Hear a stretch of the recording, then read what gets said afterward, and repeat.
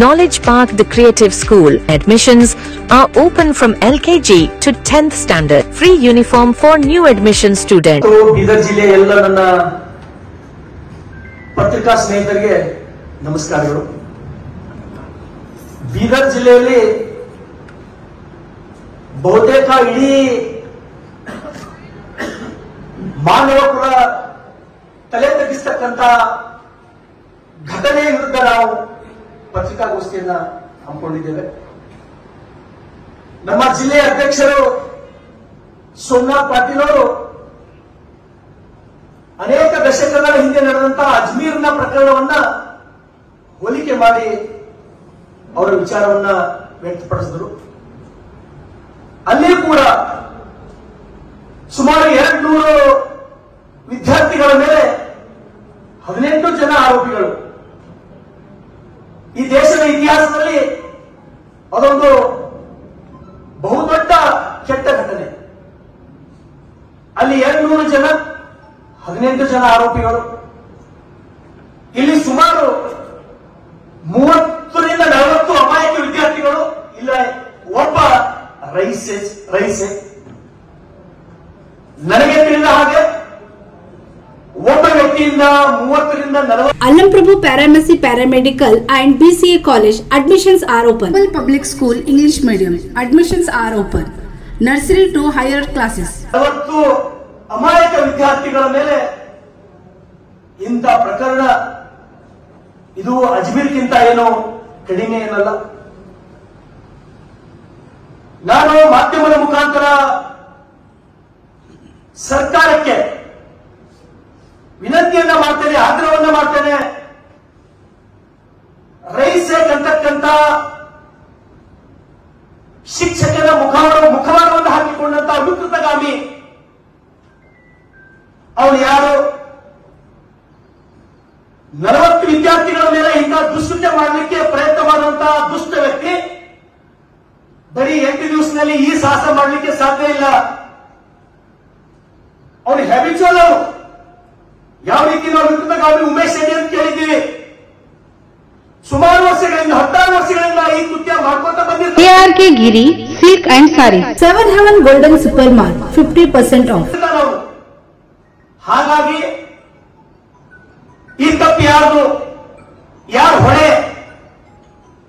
ಇಂಥ ದುರ್ಘಟನೆ ನಡೆದರೂ ಕೂಡ ಸಂಬಂಧಪಟ್ಟಂತ ಆಡಳಿತ ಮಂಡಳಿ ಏನು ಮಾಡುತ್ತಿತ್ತು? ಆಡಳಿತ ಮಂಡಳಿ ಕಣ್ಣು ಮುಚ್ಚಿಕೊಂಡು ಕೂತಿದ್ದೇನು? ಆ ಆಡಳಿತ ಮಂಡಳಿಯಲ್ಲಿ ಯಾರಾದರೂ ಒಬ್ಬರು ಅಥವಾ ಇಬ್ಬರು 100ಕ್ಕೆ 100 ಗದ್ದಾರ ಮತ್ತು ಅವನಿಗೆ ಬೆಂಬಲ ಅದ. ನಾನು ಎಲ್ಲ ಆಡಳಿತ ಮಂಡಳಿ ಮೇಲೆ ಆರೋಪ ಮಾಡಲ್ಲ. ಅಲ್ಲಿರ್ತಕ್ಕಂಥ ಆಡಳಿತ ಮಂಡಳಿ 95% ಜನ ಒಳ್ಳೆಯವರೇ, ಬುದ್ಧಿಜೀವಿಗಳೇ. ಆದರೂ ಒಬ್ಬರು ಅಥವಾ ಇಬ್ಬರು ಆಡಳಿತ ಮಂಡಳಿಯ ನಿರ್ದೇಶಕರು ಗದ್ದಾರರ ಅವನ ಬೆಂಬಲಕರ. ಹಾಗಾಗಿ ಇದಕ್ಕಾಗಿ ಒಂದು ವಿಶೇಷ ತಂಡ ರಚನೆ ಆಗಬೇಕು.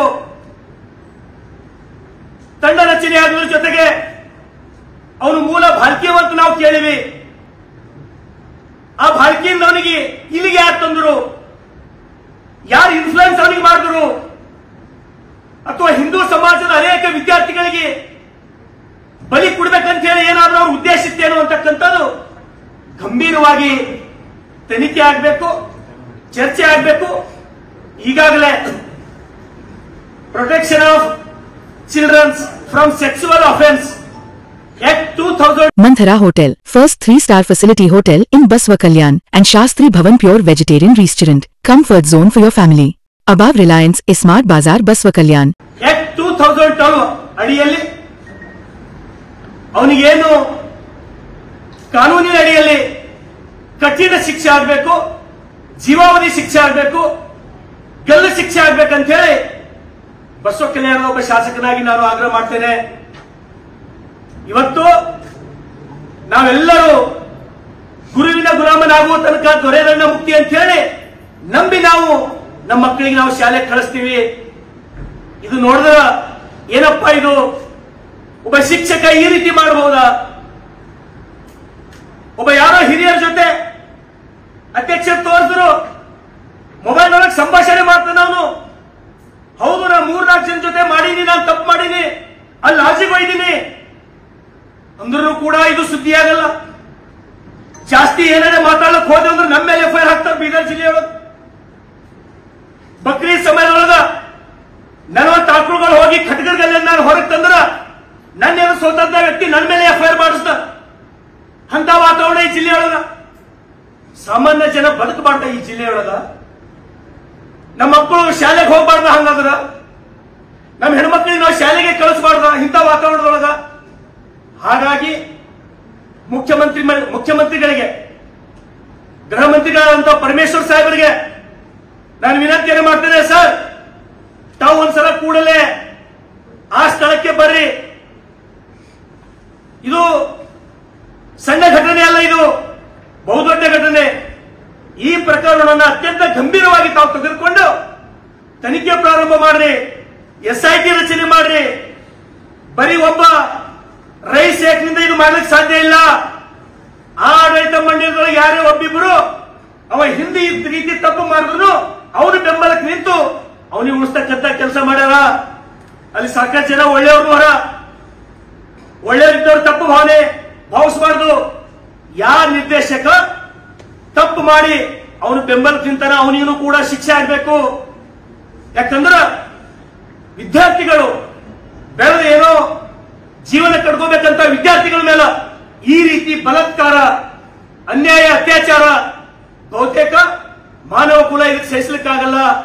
ಹಾಗಾಗಿ ಸರ್ಕಾರದ ಮೇಲೆ ಜಿಲ್ಲಾ ಉಸ್ತುವಾರಿಗಳ ಮುಖಾಂತರ ಜಿಲ್ಲಾ ಉಸ್ತುವಾರಿ ಸಚಿವರು ಕಣ್ಮುಚ್ಚಿ ಕೂಡಲಾರದೆ ಈ ವಿಷಯವನ್ನ ಗಂಭೀರ ಪರಿಗಣನೆ ಮಾಡಿ ಇದಾದ ನಂತರ ಇಡೀ ಬೀದರ್ ಜಿಲ್ಲೆಯಲ್ಲಿ ಅಷ್ಟೇ ಅಲ್ಲ, ಇಡೀ ನಾಡಿನಲ್ಲಿ, ಇಡೀ ದೇಶದಲ್ಲಿ ಇಂಥ ಕೆಟ್ಟ ಪ್ರಕರಣಗಳು ಮತ್ತೊಂದು ಕಡೆ ಆಗಬಾರ್ದು. ಆ ರೀತಿ ತಾವು ಕಠಿಣ ಕಾನೂನುಗಳನ್ನ ನರ್ರಿ ಅಂತಕ್ಕಂಥದ್ದು ತಮ್ಮ ಮಾಹಿತಿಗೆ ತರುತ್ತಾ